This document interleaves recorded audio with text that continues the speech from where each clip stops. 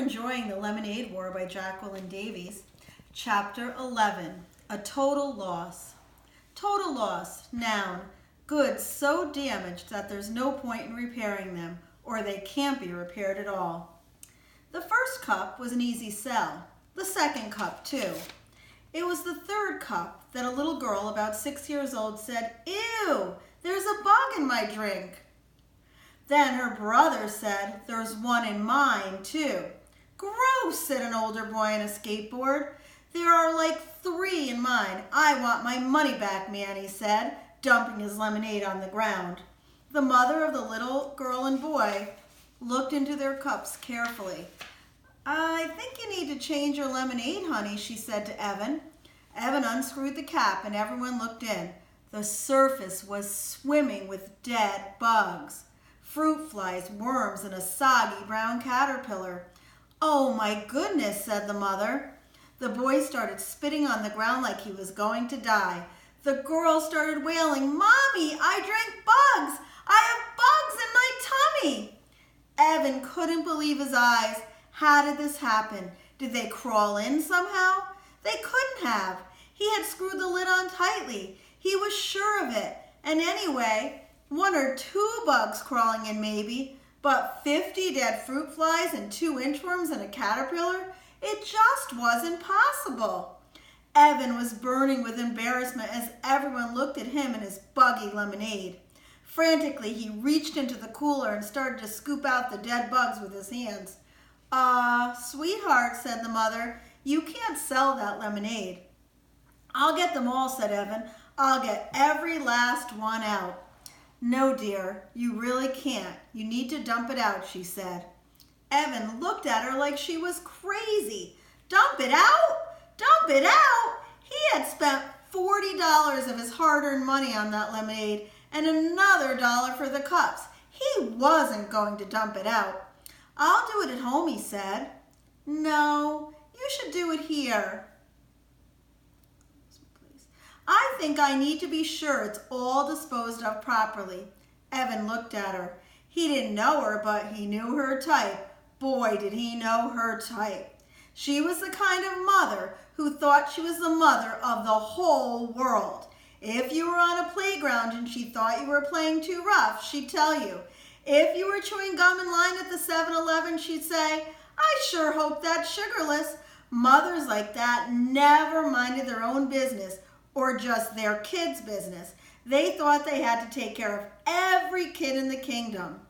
"It's too heavy for me to dump," he said. "I'll take it home and my mom can help." "I'll help," said the busybody mother of the world. "All we need to do is tip it a little." She grabbed one handle of the big cooler. Evan had no choice but to grab the other handle. Together they tipped and the lemonade poured out of the top of the cooler. They poured and poured and poured. The lemonade sparkled in the sunlight like a bejeweled waterfall, then disappeared without a trace, soaking into the parched September grass. As the last sluice of lemonade slipped out of the cooler, a slick of mud poured out. "Oh my goodness," said the mother. Evan couldn't believe it. He couldn't believe how quickly his victory had turned to defeat. It was just like the lemonade. It had disappeared into the grass, leaving nothing behind. A total loss.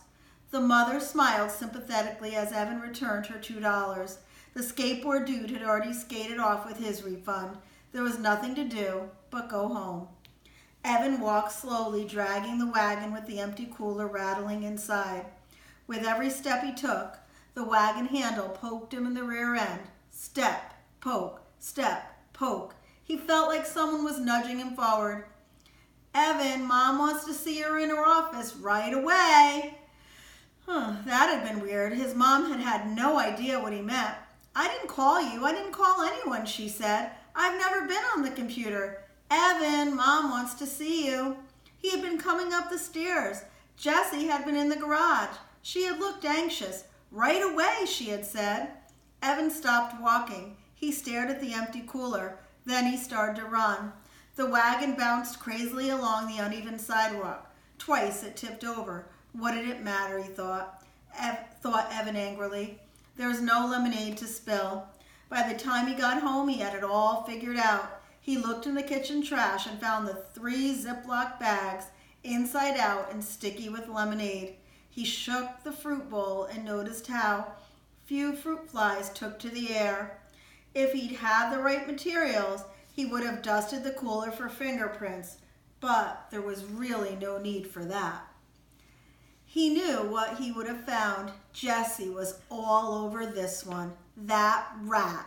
That lousy, rotten, stinking rat of a sister, he shouted. He went back to the garage and kicked the wagon. He knocked the cooler to the floor. He tore up his Lemonade on Wheels sign into a dozen pieces. He was going to lose. She had $100. He was sure of it, and he had just 62 left. Tonight, before the fireworks, they counted their money. She would be the winner, and he would be the loser. Winner takes all, loser gets nothing. It was so unfair. Evan stomped upstairs to his room. He slammed the door so hard it bounced open again. When he went to close it, he was staring across the hallway, straight into Jessie's room. He could see her neatly made bed covered in couche pillows, the poster of Bar Harbor from their trip to Maine this summer, and her night table with Charlotte's Web at the ready. Evan crossed the hall, then paused at Jessie's door. There was the rule about not entering. Well, she'd broken the rules first, even though there wasn't really a rule about fruit flies and lemonade. It was clearly a dirty trick. Evan walked in and went straight to Jessie's desk drawer. There was the fake pack of gum inside the key. Did she really think he didn't know where she hid it? He'd seen her slip the key inside the box when he was passing by on his way to the bathroom. Jessie was smart, but she wasn't very smooth. He'd known for months where the key was hidden. He just hadn't bothered to use it until now. It took him a while to find the lockbox. He checked the bureau drawers first and then under Jessie's bed. But finally he found it hidden in her closet. Again, not very smooth.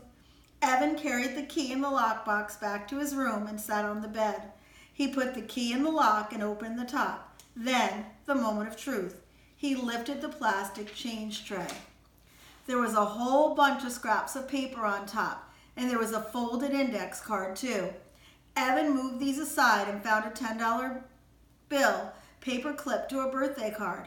Under that was an envelope labeled pre-war earnings with $4.42 inside it. That was the money Jessie had before the Lemonade War began. She'd kept it separate just like she promised. Next to it was a fat envelope labeled Lemonade Earnings. Evan opened the envelope. Inside, the bills were arranged by 1s, 5s, and 10s. All the bills were facing the same way, so that the eyes of George Washington, Abraham Lincoln, and Alexander Hamilton were all looking at Evan as he counted out the cash. $208. There it was, the winning wad. Evan thought of how hard he'd worked that week, in the blazing sun and the scorching heat. He thought about the cooler full of lemonade pouring into the grass. He thought about handing over his $62.11 to Jessie, and how she'd smile and laugh and tell everyone that she had won the Lemonade War. The guys would all shake their heads. What a loser. Megan would turn away. What a stupid jerk. Evan slammed the lid of the lockbox shut. He stuffed the envelope in his shorts pocket. He was not going to let it happen. He wasn't planning to keep the money, not for good, but he wasn't going to let her have it tonight. When it came time to show their earnings, he'd have $62.11 and she'd have nothing. He'd give her the money back tomorrow or maybe the day after that, but not tonight. He suddenly felt a desperate need to get out of the house as fast as he could. He shoved the lockbox back into Jessie's closet and the key back into the fake pack of gum. "Hey, Mom," he shouted, not even waiting for her to answer back. "I'm going to the school to see if there's a game, 'kay?"